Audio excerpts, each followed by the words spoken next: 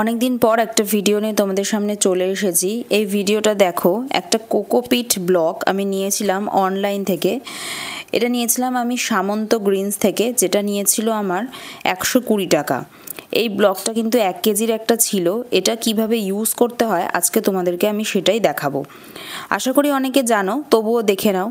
এই ব্লকটাকে প্রথমে একটা বড় গামলায় বা যেই ধরনের গামলা আমি ব্যবহার করছি এরকম একটা গামলার মধ্যে তোমরা জল দেবে, বেশ কিছুটা জল দেবে, মোটামুটি যাতে ব্লকটা নিজেকে একটুখানি জায়গা নিয়ে ফুলে ফেপে উঠতে পারে সেই রকম জায়গা দেখেই তোমরা ভেজাবে। এটা একদম ছোটও নয় আবার খুব বড়ও নয়, মাঝারি একটা জায়গা নেবে এবং এটাকে জল ঢালার পরে খুব ভালো করে হাতের সাহায্যে পুরোটা ছাড়িয়ে দেবে। দেখে নাও আমি কিভাবে সেটাকে একটা থেকে পার্টগুলো আলাদা আলাদা করে ভেজাচ্ছি।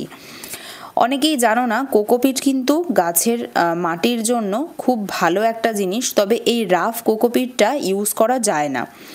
যেটা ব্লক হিসেবে আমরা দেখে থাকি বা ব্লক হিসেবে আমাদের হাতে এসে থাকে, এটার মধ্যে খুব অম্লত্ব ব্যাপার থাকে, যেটা কিন্তু ডাইরেক্ট মাটিতে ব্যবহার করলে আমাদের মাটিটা খারাপ হয়ে যেতে পারে বা মাটির অম্লত্ব ভাবটা বেড়ে যেতে পারে। তাই এটাকে ভালো করে জলে ভিজিয়ে রাখতে হবে 24 ঘন্টা। ভালো করে ওভারনাইট বা 24 ঘন্টা জলে ভেজানোর পরে এটাকে কিন্তু ব্যবহারের উপযোগী করে তুলতে হবে। কোনো দিনই যদি তুমি মাটির সাথে ডাইরেক্ট মিশিয়ে দাও তাহলে কিন্তু এটা ভালো হবে না।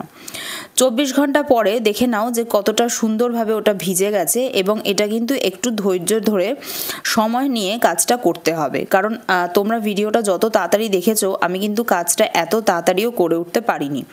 হাতের সাহায্যে ভালো করে কোকোপিটগুলোকে জল থেকে ছেঁকে ছেঁকে তুলে নিতে হবে। যেভাবে আমি করছি ভিডিওতে তোমরা দেখতেই পাচ্ছ, সেইভাবে করে নিতে হবে এবং দেখতে হবে যে একটুও জল যাতে না থাকে, এবং যেদিন রোদ উঠবে সেরকম কড়া রোদ দেখে এটাকে কিন্তু ভালো করে মেলে দিতে হবে, যাতে সারা দিন রোদের আলোয় ও থাকতে পারে। এবং তারপরে আমি একটা ছাঁকনির সাহায্যেও ধীরে ধীরে তুলে নেব, কারণ হাতের সাহায্যে পুরোটা সম্ভব হচ্ছিল না এবং অনেক সময় লাগছিল। 1 কেজির ব্লকটা থেকে কিন্তু তোমরা বেশ কিছুটা কোকোপিট পাবে। এটা যদি তোমরা মাটির সাথে ব্যবহার করো ভালো হবে। দেখো এই কোকোপিটটার নিচ থেকে কতটা পরিমাণ বালি বেরিয়েছে।